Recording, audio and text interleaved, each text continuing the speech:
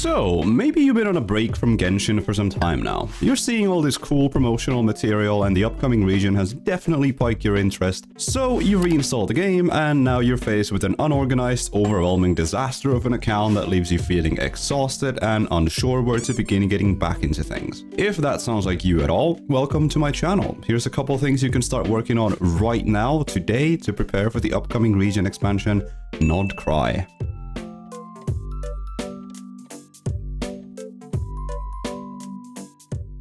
Number 1. Start hoarding resources and primo gems. A new region release means a new meta is coming. New mobs with different mechanics and new character kits that are designed to counter those challenges. So, saving for the next region instead of being tempted to wish right now is going to help you a lot more in the long run. And trust me, you will thank yourself later. Fortunately, if you've been gone for a while, Natlan's exploration is hyper lucrative. It offers way more primo gems on average than the previous regions, and it's also a good idea to head into a new region stacked with Mora and XP books. So, if you haven't already, start farming those ley lines. For reference, it takes around 421 purple experience books to level a character all the way to 90. To add on to this, if your teapot isn't maxed to 20k Adeptal energy yet, you should work on that, as you can get a lot of resources such as Mora and XP books, as well as artifact experience from it every week. Number 2. Fragile Resin. Put aside some fragile resin for the 6.0 artifact domain. Every new region release brings a powerful, hyper-synergistic artifact set tailored for that region's characters. And from what we've seen in Neffa's kit, it's highly likely we'll get more lunar reactions. That makes saving up some banked resin now a smart way to get a head start once 6.0 drops. If you're a returning player and have Stellar Reunion active, you can get 5 fragile resin just by completing its objectives. If you're not on Stellar Reunion, don't worry, you can still grab some by leveling up your adventure rank or by turning in sigils at the Tree of Dreams in Vanarana and the Sacred Sakura in Inazuma. Maxing out each of those will reward you with 5 fragile resin as well. Unfortunately, this stuff is pretty scarce and not something you can easily grind, but having even a few saved up makes a huge difference.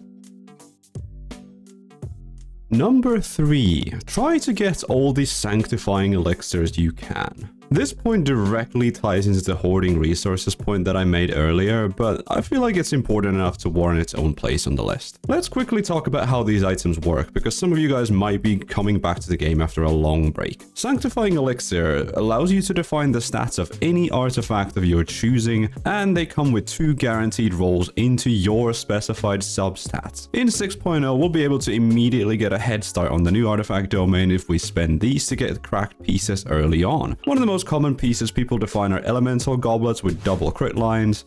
And as for how you can actually obtain these, each tribe of Natlan has a quote-unquote secret space which you can unlock after obtaining all 3 ring fragments for each subzone/tribe region, which will then reward you with Sanctifying Elixirs. I also forgot to mention this initially, but you can feed artifacts into the transmitter every patch and get 1 Sanctifying Elixir for free. There is, however, an argument to be made that you may be wasting artifact experience when you could be leveling pieces instead, but ultimately it is up to you to make this decision. Personally, I've only used this feature a few times in the past because I am addicted to rolling plus 25% defense pieces. Number 4. Do your reputations. They've been consistently buffing the treasure compasses, and using them nowadays is a lot more lucrative than it used to be. You can 100% places much faster with them nowadays, so don't forget to go get your reps up. This will also help you find those aforementioned ring fragments so you can start opening up secret spaces and looting Sanctifying Elixirs. Natlan's compass is also faster to obtain than the previous region compasses, so I highly recommend setting your sights on this. Number 5. Catch up on the Archon Quest. It has some key moments that will be relevant plot points in Nod-Krai, specifically towards the end. Not only that, but it's a great starting point to have a fully guided on-rails adventure through Natlan, which will lead you to a bunch of locations with chests and other things to be distracted by. Number 6. Consider finally sitting down and fishing. I'm well aware it's not the most exciting content in the game, but once you're finished with it, you're finished with it. It also happens to reward 2 incredibly good weapons in the form of the catch from Inazuma Fishing as well as the Flyvsander ferryman from Fontaine Fishing. Natlan didn't have a fishing weapon attached to it, and Sumeru isn't exactly worth mentioning either, as the weapons are quite weak compared to the two I listed. Just get ready to reel back in excitement. I'm sure you'll get hooked on it. Number 7. Stock up on level up materials and a variety of resources such as Crystalflies. What I like to do is just put down my Crystalfly trap every week and occasionally visit the underwater cave in Fontaine to grab 6 extra Crystalflies every day. I currently hold over 500 of them, and I'm positive in that I'll likely never run out of them with this current routine. What I also like to do is scroll down my list of miscellaneous materials such as mob drops and see which I feel like I'm lacking in. I then set a target bounty and turn my brain off and farm until the bounty ends. This gives me an excuse to actually traverse the world post 100% and also keeps my supplies healthy for when I build new units. Number 8. Catch up on your events. This might be a no-brainer, but with how many things I've dumped onto you in this video alone, it might feel a little bit too much. Fortunately, events in Genshin Impact typically take very little time to do, and really just a tutorial and the mandatory dialogue before unlocking an event tends to take longer than actually doing the event. If your events tab is constantly yelling at you to click on it, just do your due diligence and grab all those primogems and resources while the event is still around. And last but not least, make sure you take your time with things.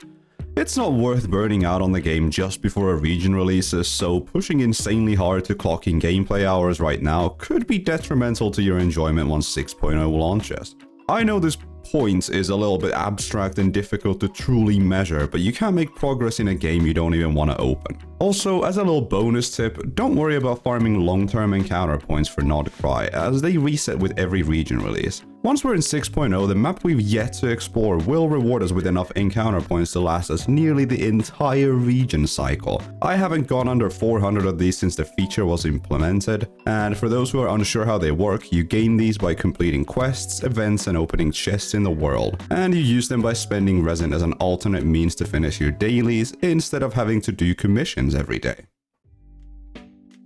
And that's all I have for you today. I don't typically make a lot of guide style content on this channel, but Nod-Krai has me so hyped and excited that I just couldn't hold myself back long enough for 6.0.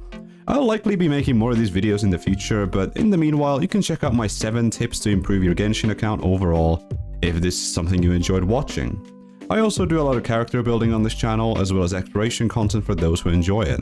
If at any point you enjoyed the video and want to support my channel, let me know by liking the video and subscribing. This has been yours truly, and I will see you in the next one. Goodbye.